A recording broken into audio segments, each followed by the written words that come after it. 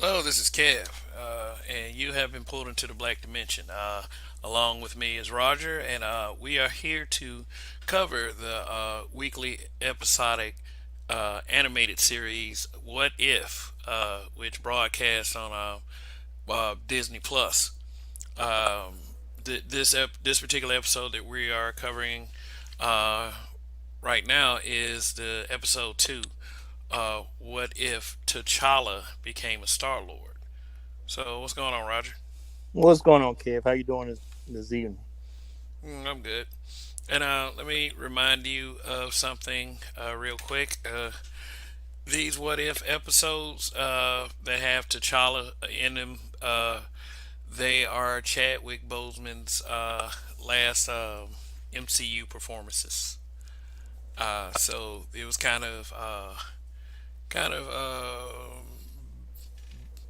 bittersweet, I should say. It was, as you know, of course, he passed away from cancer last year, and it's taken really a heavy toll on the MCU because he was so perfect for this role.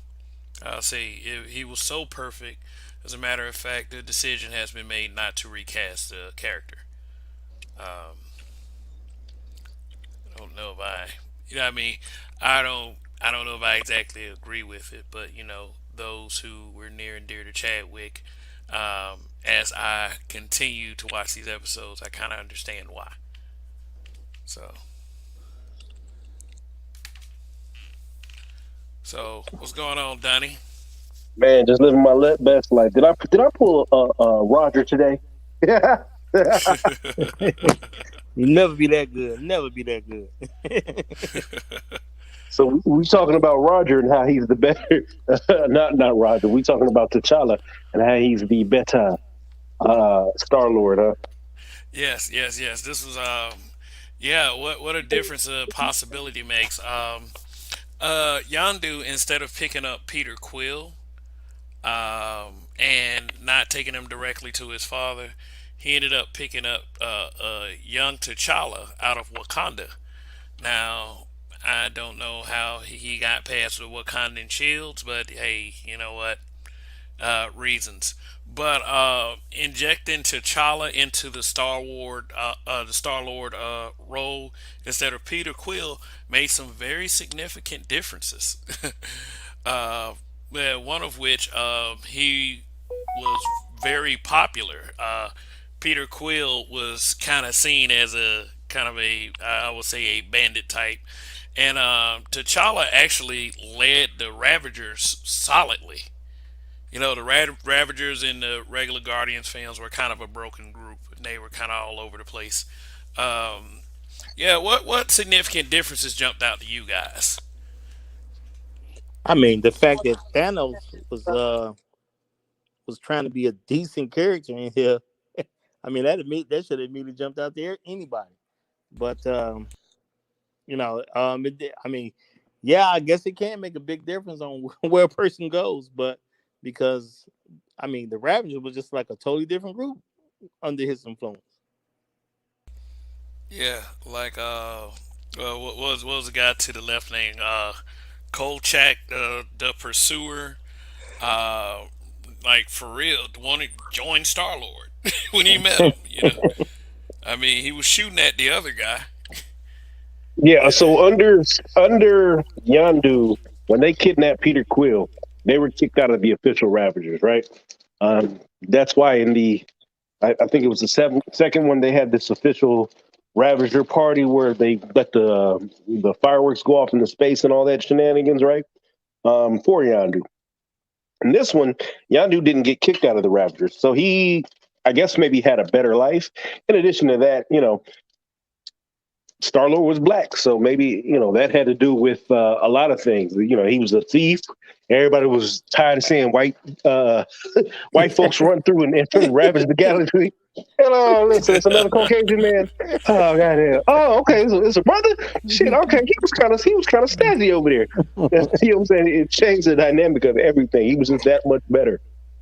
yeah, and the female in the blonde hair all the way to the left, that's Nebula. Nebula did not look the worse for wear because of the tortures that were wrought upon her by Thanos. I guess before he could do all that, T'Challa changed his heart. And one thing I noticed about Thanos in this change is that throughout the episode, when he does get in the fight with, in this possibility, the Black Order works for the Collector, and the Collector is like a badass. Thanos was a bit weaker, I would say.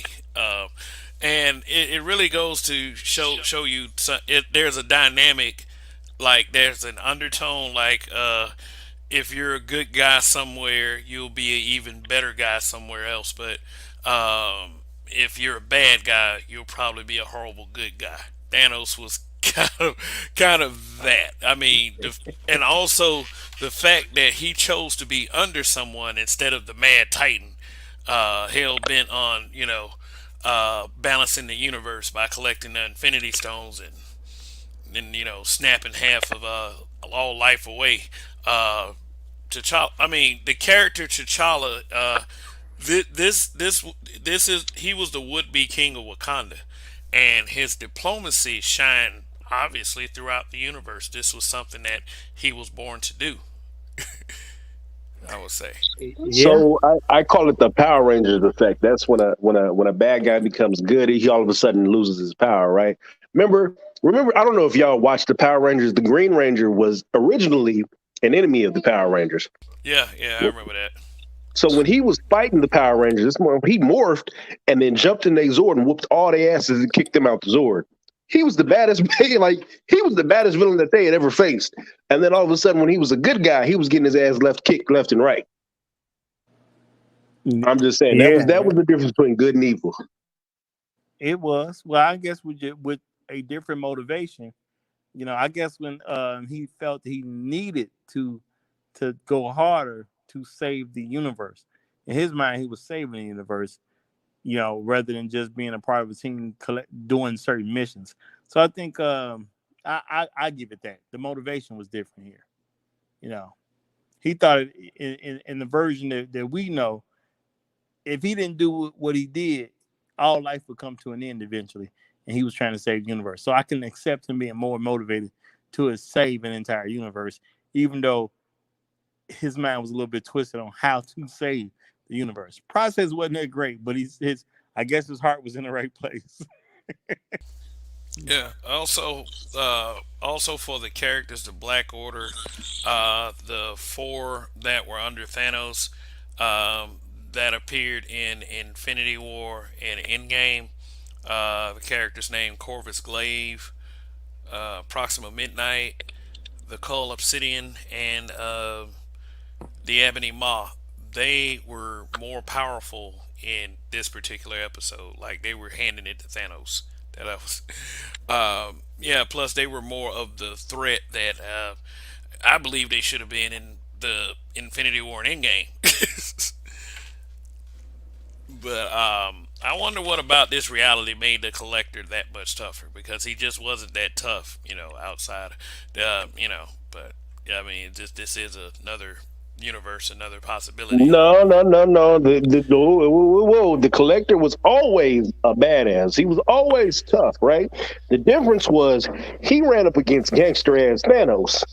Yeah. Oh, okay. So he always had them hands. Yeah, Collector wasn't so he was never soft, right? Collector Okay. was always a gangster. If you look, he was controlling the city or the universe on some mafioso type stuff, right? He had Howard the Duck in a little container. He had everybody stuck. But what really happened, and they didn't explore it, was Thanos came with his Infinity Gauntlet, and called it a day. Oh, okay. Yeah. So it's like Collector was badass, but Thanos was just even more badass. Oh, okay. Yeah, Cool. Cool. exactly what it is. So without Thanos' badassery, it allowed the Collector's badassery to flourish. Okay. Okay. Cool. Cool. So yeah, yeah. This episode was definitely good. Like I said, it was bittersweet because these are Chadwick Boseman's last performances with Marvel Cinematic Universe. And Yeah, the way the episode was done, it was very fitting. It was very respectful. It was as if they knew that something was going to happen. The episodes were done so well, or is it just the fact that Chadwick Boseman passed away, and it just makes the episodes that much better? Yeah, it could be a little bit of both. Not knowing that this is the last we're gonna get for him does make you want to pay attention to it a little bit more and enjoy it a little bit more. But um, I think it's so much to this particular universe at this point, and and exploring what the multiverse is. It's gonna keep you tuned in anyway. But Yeah, the Chadwick Boseman part is just a nice little cherry on top, I guess. yeah. I think it was just well written in general because they're supposedly doing a spinoff with Chadwick Boseman, Chadwick Boseman as Star Lord. So clearly he's gone at this point. So they're going to go ahead and recast the voice. But yeah, Black Panther Star Lord is apparently going to push through forward into the ether. Oh, okay. And yeah. Let me say this: the possibility where Peter Quill became Star Lord, of course, T'Challa would be on the path to eventually become the king of Wakanda. Without that, in this possibility, Peter Quill ended up working at a fast food restaurant. So, I would say the Peter Quill Star Lord dynamic, just some kind, I guess, I don't, how should I put it? How should I put it? Uh, I don't know. I guess he's just more clever in one position than the other, and is just the redeeming qualities of T'Challa just shine in any of these possibilities. And let's put it like this: this might not be the last time you see a version of T'Challa in this animated series, which is cool stuff. Absolutely, absolutely. The more, the better. Okay, all right. Yeah, So, are we? This about covers it, or do Oh y'all have yeah, any? I'm good on my end. Okay, all right, yeah, right. yeah, it's bittersweet. I'm gonna miss Chadwick Boseman. I'm not. I don't even know if I'm even comfortable with Marvel's decision not to replace him. But he definitely went out well. So shout out to him and his family. He definitely went out well. Okay, all right. Rest in peace to Chadwick Boseman, and this has been our coverage of What If, the Disney Plus uh, MCU animated series. What if T'Challa became a Star Lord? You have been pulled into the black dimension. Hopefully, you will find your way out. Till the next time.